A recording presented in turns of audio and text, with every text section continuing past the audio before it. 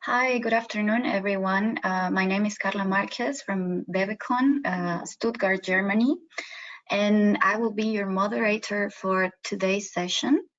In the InvestHorizon program, we will be offering you this webinar that will start very soon as everyone slowly comes in, which is called Introduction to Market Analysis, and will be delivered to you from my colleague, Moritz Stahl, who is a consultant in business development by Bevecon. So we will start slowly while all participants come in.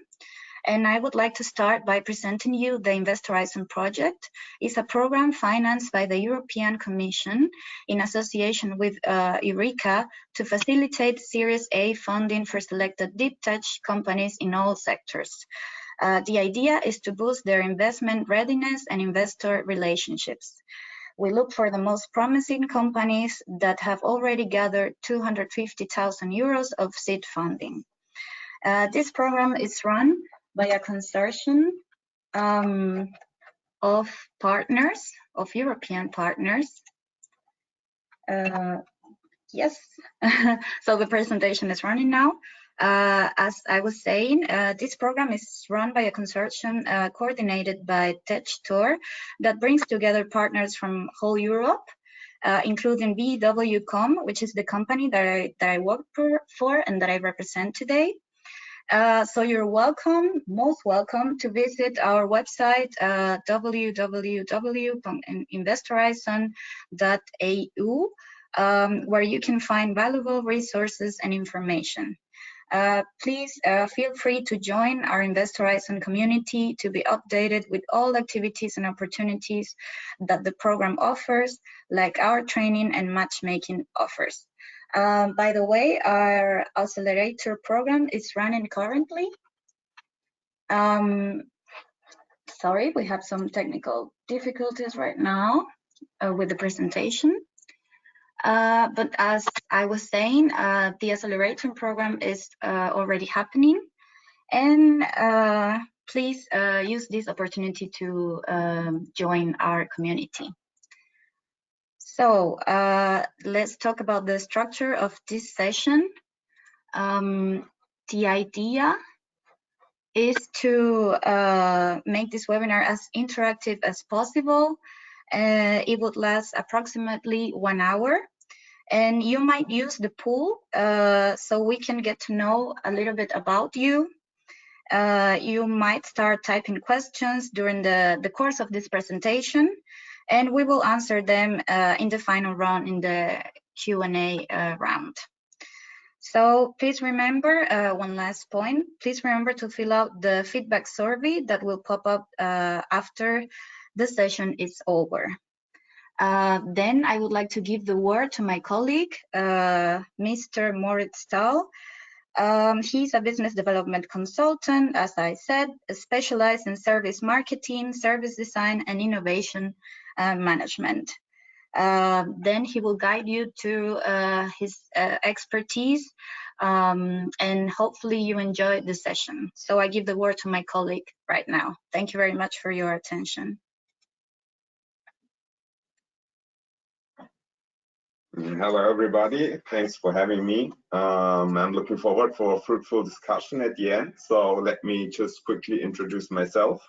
My name is Moritz Stahl. I'm 30 years old. As my colleague already said, a business development consultant at BW.com, also located in Stuttgart. I joined BW.com in 2015, and since then I'm working in the field of advising and accompanying high-tech ventures, startups, scale-ups, and SMEs, let's say along the entire value chain. So this means we support in the area of the venture developments, support in the choice of the application for relevant funding opportunities, as well as the search or the matching for suitable business coaches, matches with partner companies and VCs from the BW.com network. Yes, my colleague said, my academic background is I have a master's degree in service marketing and a strong focus on innovations management. Okay, so let's go back to the presentation. All right, so some words about BWCon. So BWCon is managing the leading technology web network in the federal state of Baden-Württemberg, which covers the southwest of Germany. We have more than 700 member companies, also universities, research centers, SMEs, and bigger companies, also the local public body. We are quite active in the high-tech sector in the different verticals. So we offer support to companies in the digital transformation, managing ideas, generation processes, design new business models, and yeah, also consulting the whole process of business development, including financials. Recently, we have established an exclusive cooperation with the Data X Lab of the USA Berkeley with the aim to foster the field of artificial intelligence in southwest Germany. And since then, we have a strong regional but also international focus, as we're also partner of this European project here. Okay, then let's go through the webinar. Introduction to market analysis. Let me quickly introduce the agenda for today. So we will start briefly with what is marketing? Why do we need marketing? How do we do it? And is there a difference between the early stage marketing and the scale-up stage marketing? Later on, we will have our Q&A session, and as I said in advance, I'm looking forward for a fruitful discussion with everybody. Yeah, maybe a small definition of Philip Kotler, who is a quite famous name in the marketing area. He says, authentic marketing is not the art of selling what you make, but knowing what to make. So it's the art of identifying and understanding customer needs and creating solutions that deliver satisfaction to the customers, profits to the producers, and benefits for the stakeholders.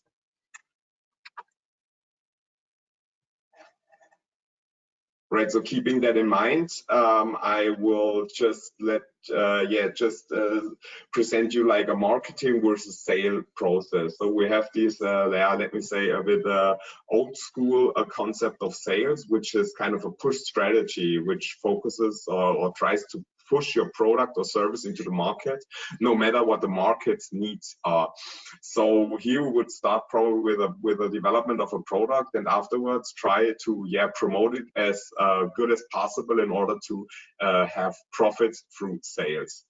When it comes, so keep the definition in mind, the concept of marketing is kind of a pull strategy. So you are pulling your customers towards your product or services because you demonstrate them the value of use of your product services.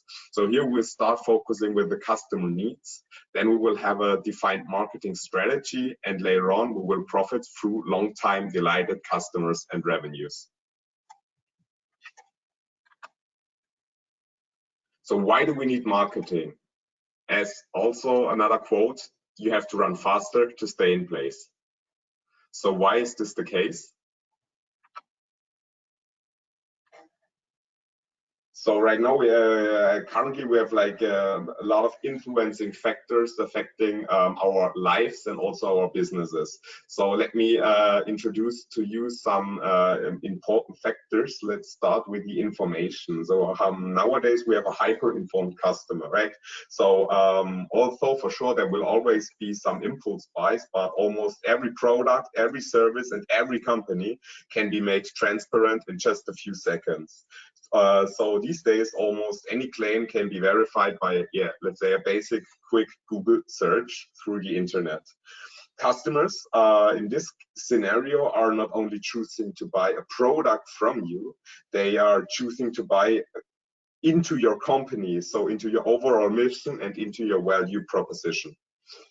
When it comes to globalization, due to the internet and the increasing potentials of the information technology we are currently experiencing, the world is becoming smaller and smaller, and foreign markets become addressable. So the globalization of the world has definitely become an integral part of the corporate success in the recent decades. A lot of standardized products can therefore be quickly produced and consumed, mostly at low cost everywhere. Also, the markets are fast moving, which says that the market dynamics, which describe the speed at which a market change and evolve, transform businesses, and they have to face rapidly the changing market factors. So marketing and agile competitive strategy of a company are thus becoming increasingly important, especially as the markets themselves are reacting more and more dynamically. The phenomenon of the convergent markets says that the boundaries between industries are blurring by converging value propositions, technologies, and markets.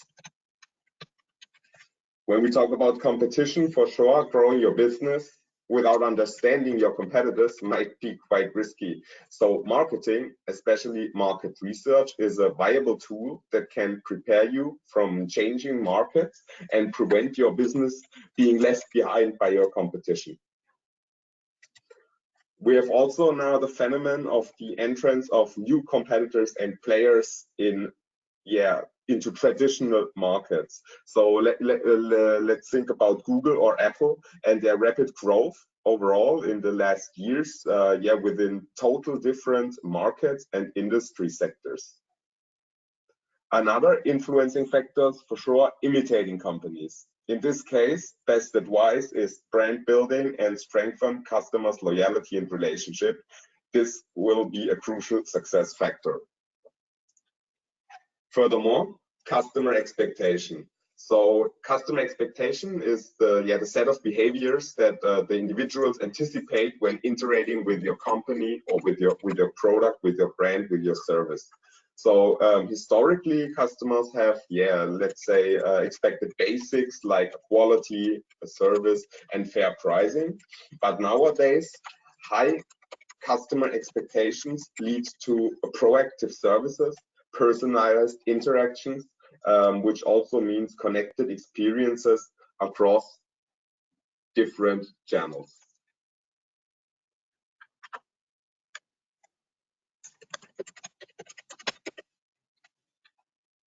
Okay, so how do we do marketing? Also, another quote of Mr. Kotler, today's smart marketers, they don't sell products, they sell benefit packages. They don't sell purchase value only, they sell use value.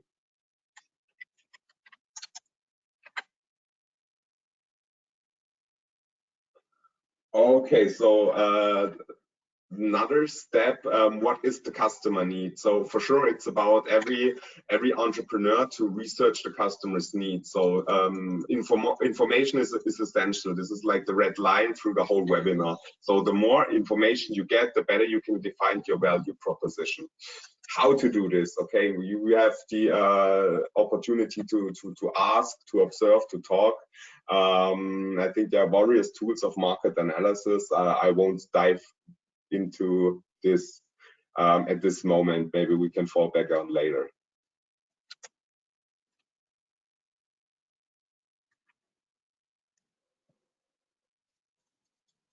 Okay, another crucial success factor in the business growth and scaling up your business is to know your environment. So in order to stay on track, you have to know the world surrounding you, surround your business and your customers. So therefore, you can, for example, use the so-called PEST or STEP analysis, which is it's a kind of a strategic tool to discover and evaluate organizations, and also to track macroeconomic factors which might influence or impact your business now or in the near or later future. This is kind of a well-established. Sorry, we are experimenting difficulties right now. We are not switching the slides ourselves, so our technical helper is helping us to change it. So you might experience some delay on that. We apologize for that. So Moritz, every time you need to change the slides, please ask for it. Okay, thank you. So could you please go back to the slide before, I think? Perfect, thank you.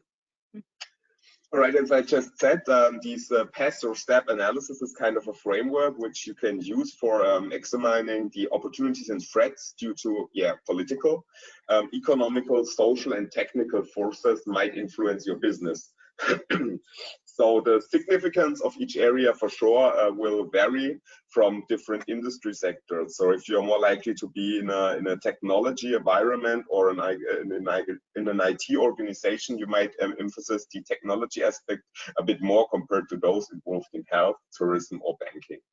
Let me quickly, just say some words to the different aspects. So when it comes to political or politically motivated factors, there is important to examine how they could impact the organizations.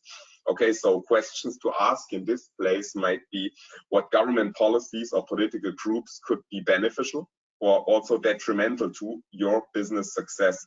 So is the political environment stable? Is it likely to change? Also, for sure, you have to make sure these analyses might be different in different markets or different countries you are working in. So let me just give you one famous example. When it comes to Germany, the nuclear power phase out that has been decided by the federal government was quite a big cut. Now we're focusing more on renewable energies, and the energy suppliers had some big trouble with this decision. Then let me quickly go to the economic part. So for sure, economic forces could also impact your business. So what questions to ask here is how the performance of the economy affect us at the moment. So how are our pricing or revenues or costs impacted by each economic factor? What economic factor will affect us moving forward? Keep this in mind. This is an iterative process you should repeat from time to time. The social aspect is focusing on social attitudes, behaviors, and trends that impact on your organization, your product, or your service you want to sell. So how do your customers' beliefs and values influence your business habits? And how do cultural trends and human behaviors in general play a role in our business? The technological part is also quite important. So technology can affect the way you make, distribute, and market your products and services. So what technological advancements and innovations are available on the market or are available right now or in the near future? And how will this technology impact on your operations? So may they be dangerous, or may they bring even potential for you to use them in order to grow faster? All right, then we can go to the next slide, please. So once you've developed your kind of marketing strategy, there is like this 4P formula you should use continuously to evaluate and re-evaluate your business activities. Maybe some of you heard already about it, the so-called 4Ps, product, place, price, promotion, which form the so-called marketing mix. When we're talking about the product, so my recommendation is to develop the habit of looking at your product as you were kind of an outside market participant, like an outside marketing consultant brought to you into your company to decide whether or not it is the right business at the right time.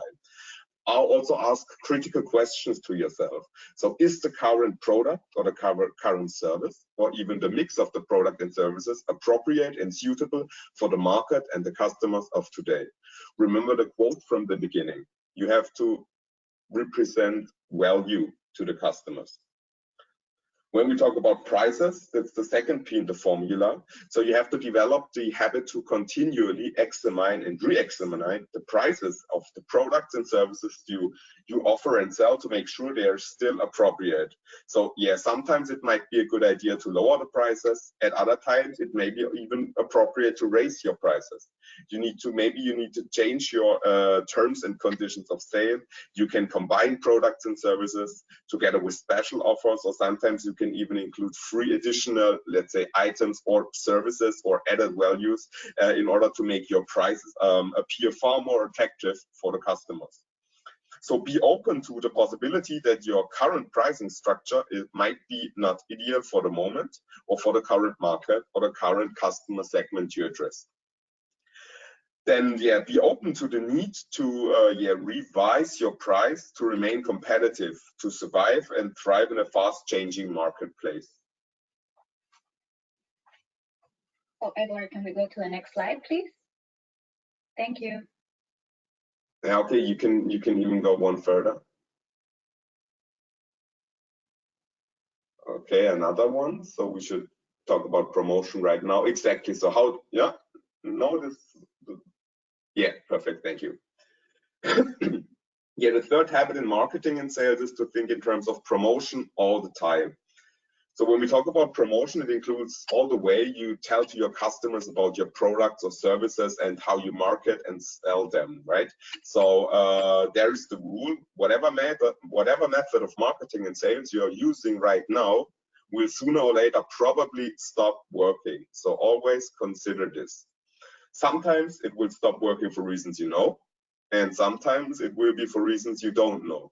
In either case, your method of marketing and sales will probably stop working, and you will develop or have to develop new sales, marketing, and advertising approaches, offerings, and strategies. As I said, this is an iterative approach.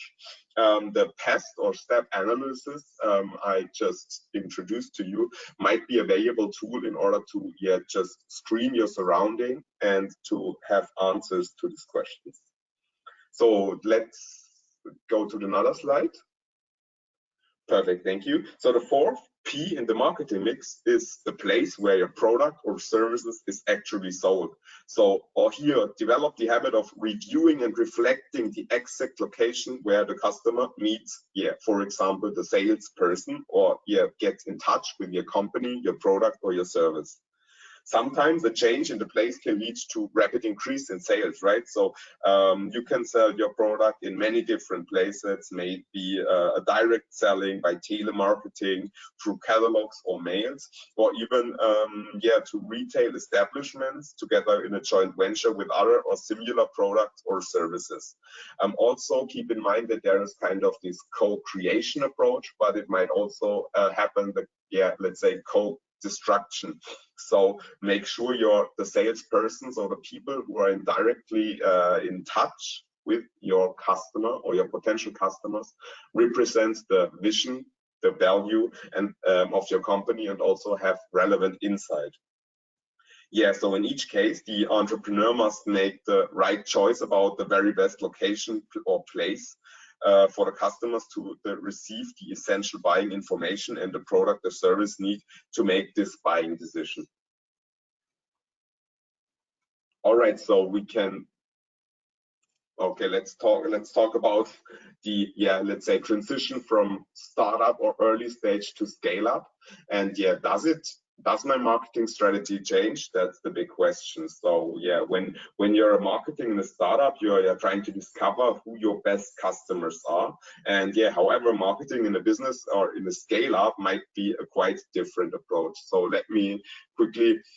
For sure, but probably most of you know, since you experience it or will, or hopefully soon experience. A startup company is in the early stage, and there it has the task or the challenge to determine the product market fit, right? So experimenting with the customer segmentation, working towards a positive contribution margin, etc. A scale-up company has already validated its product within the marketplace and has proven that the unit economies are sustainable. So in a nutshell, a scale-up has a product market fit and a distribution model that is scalable and profitable. Another famous quote. So here, sales and marketing misalignment is the primary driver in failure to scale. So always keep the eye on the market, know your customer, etc. So let's go to the next slide. We have some difference between scale-ups and startups concerning the marketing goal. A startup for sure is as I just told you, is still looking for a repeatable and scalable business model. So we all heard about these lean approaches. So the iterative startups usually operate under a big pressure. They have a few resources or try to use as few resources as possible, and also when it comes to human resources. So as startup teams are mostly like 2 or 3 people, so a founder has kind of several hats on, so they double up as marketers, even when they have kind of a software development experience. So everybody's doing a little bit of everything.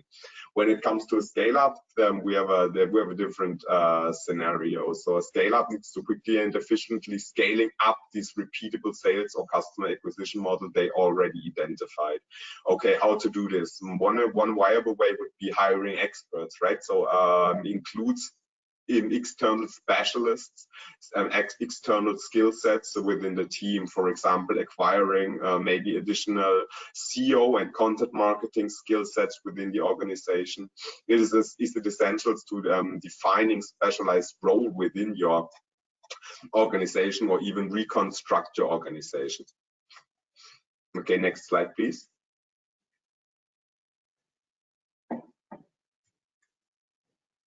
Thank you. So when it comes to the, let's say, marketing experimentation, so in the startups, the risk is, risk is everywhere and anything, right? So it's inherent in the iterative process of finding the business model which leads to success. So startups can focus on taking risks that can lead to a scalable business.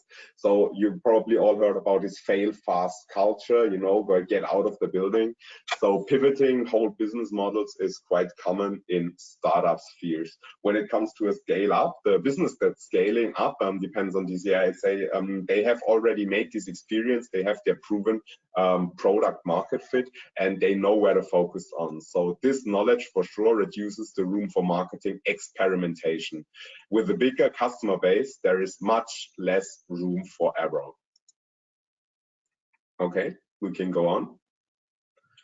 What about the marketing process in a startup? Yeah, there the product market fit, yeah, as I told you, is still a discovery journey. The structure is more or less informal, and yeah, it's even maybe not even possible to talk about a process. It's quite flexible and opportunity driven. But in a scale up, so the operational efficiency is increasingly important. So this means that the ability to efficiently prioritize, as I said, delegate, record, track, you know, analyze your marketing activities becomes a dependent process which need some kind of professionalization. So you need to establish responsibility driven hierarchies within a marketing structure, maybe even form a marketing compartment, a marketing team, which which might, yeah, this will be for sure be necessary in the for less term. Okay, so let's go on.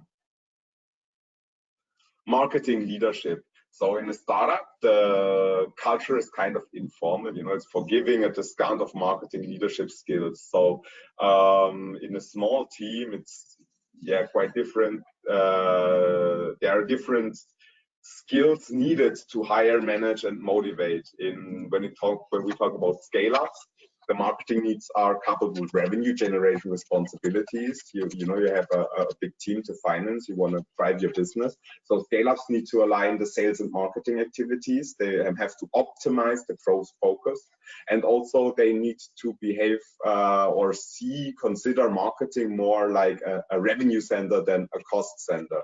So more opportunity. Yeah, and also the people aspect plays a crucial role here. So if you look at the slide at the arrow on the bottom of the slide, so you see the leadership abilities in organizational transformation might be probably the main difference between successful marketing in a startup or a scale up. All right, so this should be it. Next slide, please.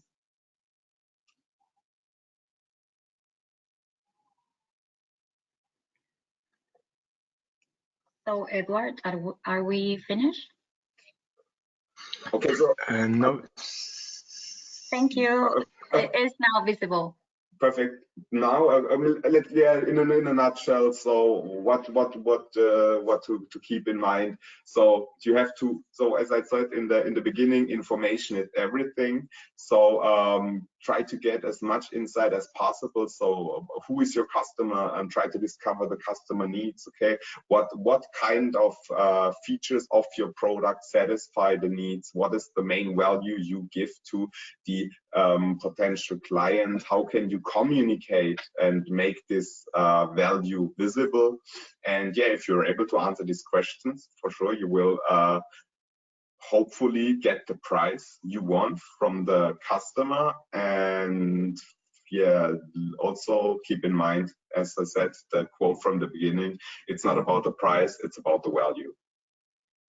Okay, so thank you very much for your patience, and now I'm looking for a fruitful discussion, so feel free to ask some questions. So maybe you can go. Yes. Thank you very much, Edward. Now, and thank you very much, Moritz, for your insights. Now we move forward to answering your questions, which you can, as I already mentioned, pop off in the questions menu that you will see. And we already gathered some.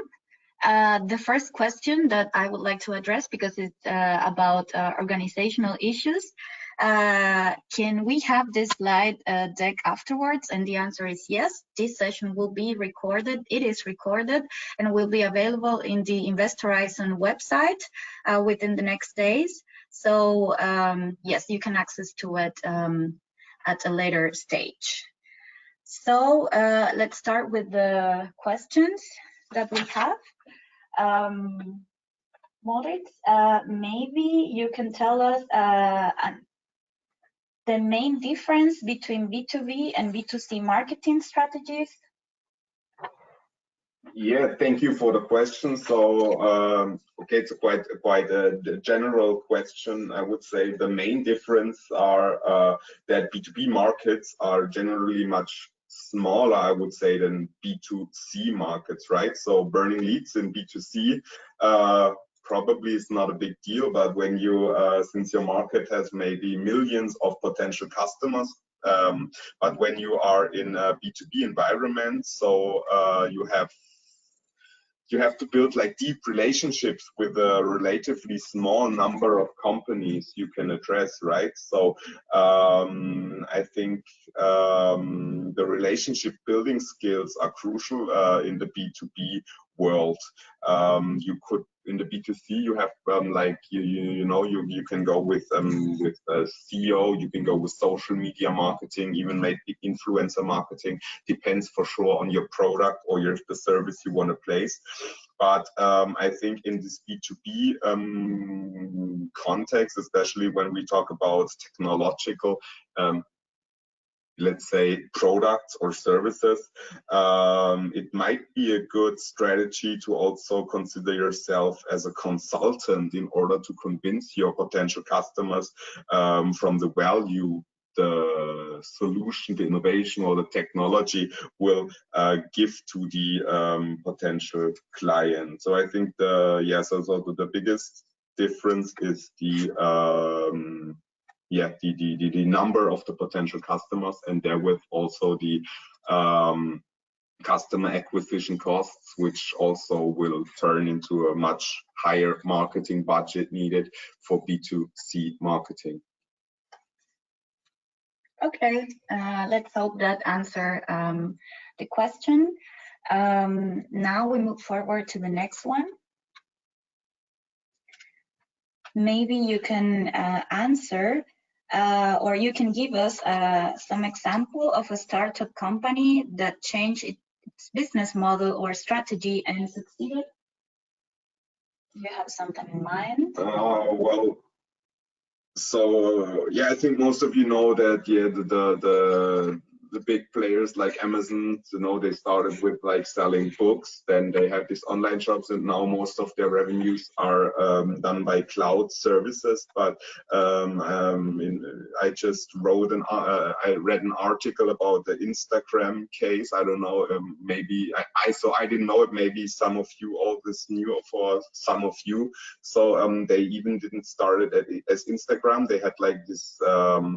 They started out as Bourbon, as I remember, right? So they had they had an app. So, but the main purpose of the app was to check locations, make plans for future check-ins, and yeah, to have like this community app. And yeah, as we yeah,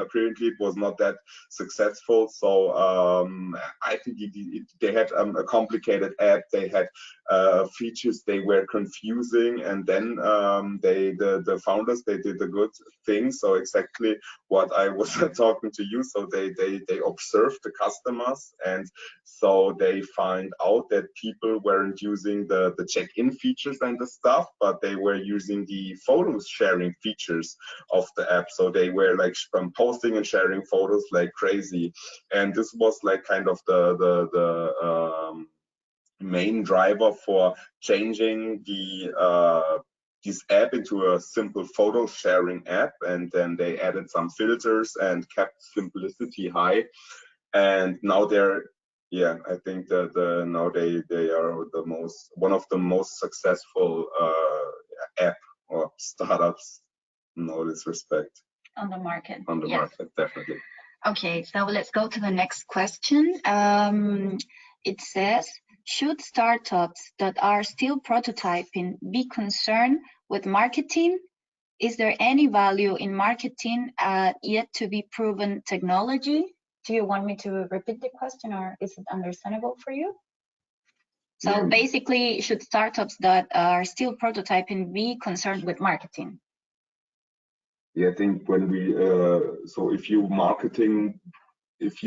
consider marketing as like the approach to know your customer, to then for sure. So definitely you have to this is like this is kind of this iterative process, right? So lean startup. So get out of the building, talk to your customers, get feedback as early as possible.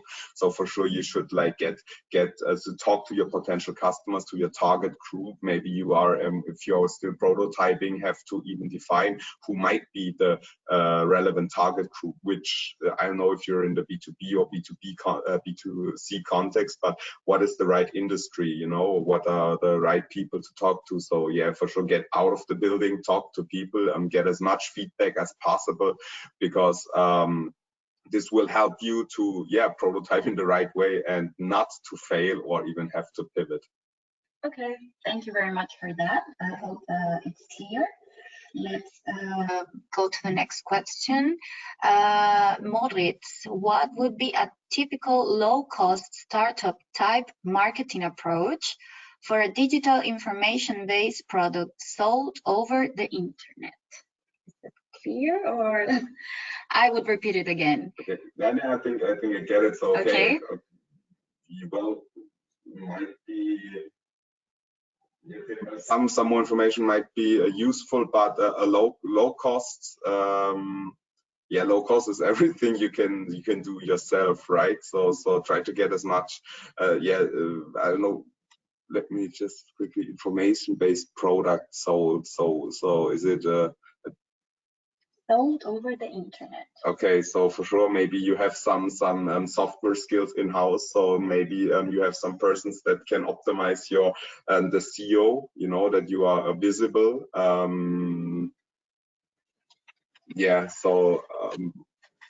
Maybe you can have a bit more information. Then I will maybe can go a bit deeper into it. It's quite as on the surface, so it's not that easy to answer this question. Okay. Maybe we can answer it later privately.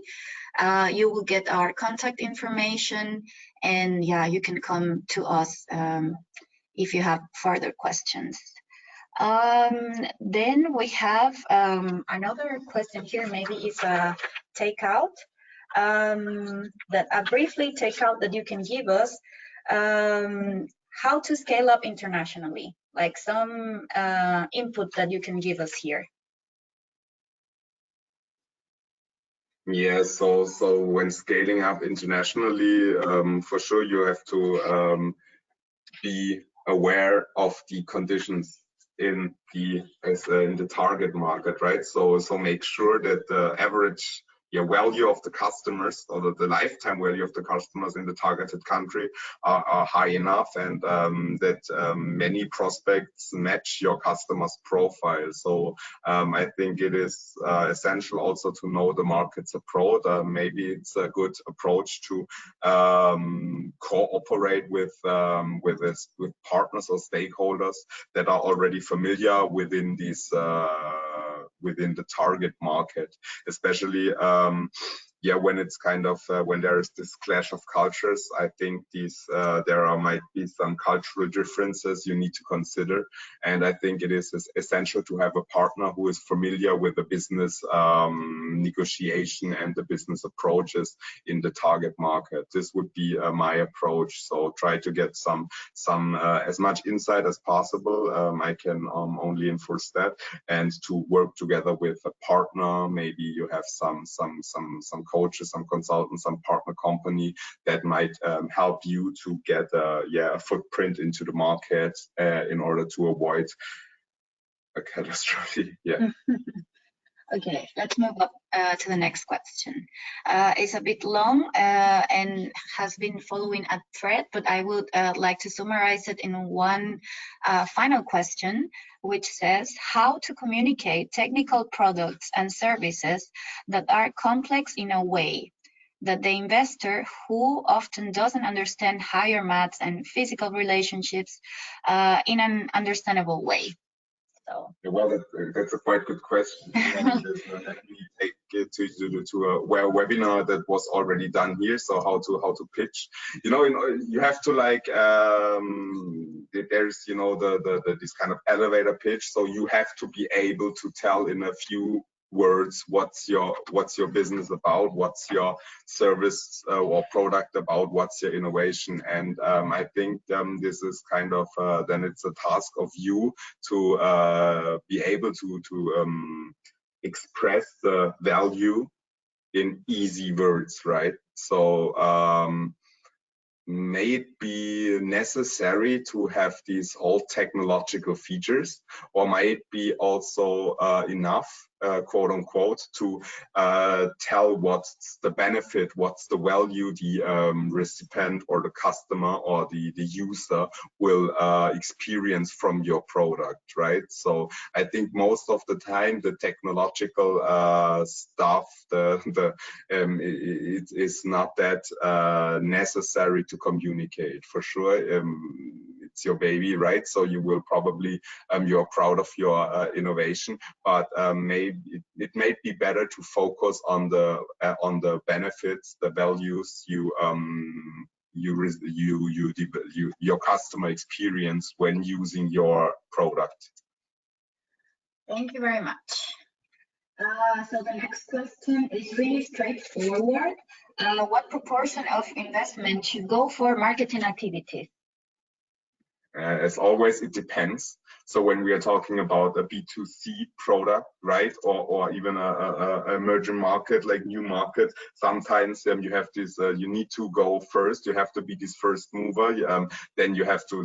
There are companies, so they focus on marketing extremely. So for sure, there might be issues or scenarios where a whole lot of money should be invested into marketing in order to get the awareness, to get the ability, because first come first served. That's often the case, especially when it comes to as I said, B2C models and also new. Yeah. So I think that's it. Yeah. Okay, thank you. So let's see. What are the key differences in terms of market analysis between hardware-based, for example, electronic device or gadgets, and software-based, for example, smartphone application products? Is it clear? Yeah, I think it's clear, but it's also quite generic. So I think maybe we can talk about this later on, because I think that's also we have to consider some or many aspects here. Okay. So let's take this one. Can you offer any insights on brand ambassadors? Brand ambassadors, yeah, okay, so that's more a B2C thing, yeah, right? so this kind of reminds me of this kind of influencer marketing, maybe for sure. And yeah, okay. So I think if you need to insights. So I don't know. Try to convince the ambassador you want to have for your company. Yeah. So there are like these famous stories where people from the from clothing companies just send out their products to potential ambassadors in order to have them wearing them and people take photos with it. But on the other hand, yeah, just approach people. I don't think that there is like the one way to get ambassadors. Okay. I would add here that especially for high-tech products, the relationship with brand ambassadors is not so easy as in B2C or in the B2C cases. For sure, it might be not a brand ambassador, but when you're in the technological field, B2B field, it might for sure be quite useful to have a big brand together with you in order to have a pilot field, a proof of concept, to have a referable customer, a big one, or a big player in the market.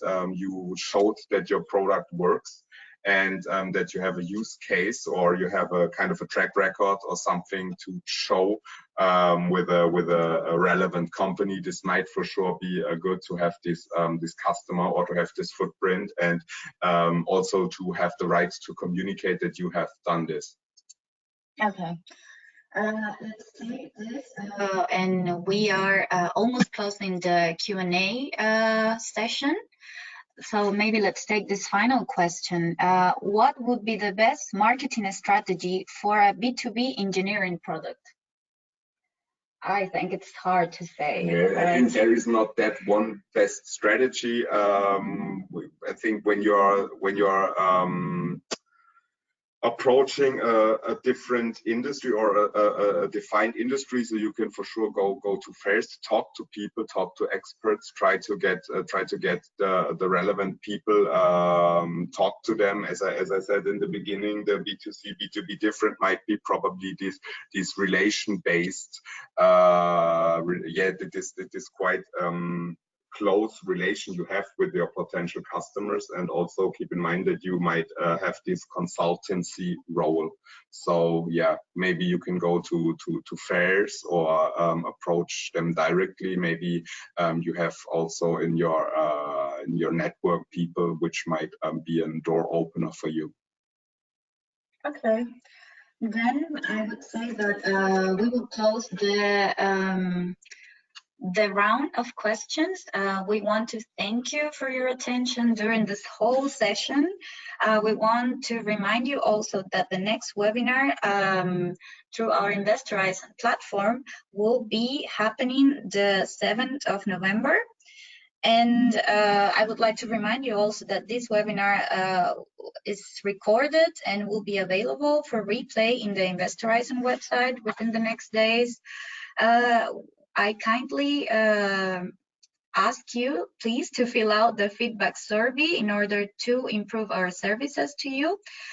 This will pop up after the session, and you will also receive an email from us. For the ones that, we didn't have time to answer all your questions. Some of them were really specific, but you can always come back to us. We will be glad to answer them. And please remember also to join the InvestHorizon community to be updated with all activities and opportunities that this project can offer you. Thank you very much for your attention, and see you next time. Bye.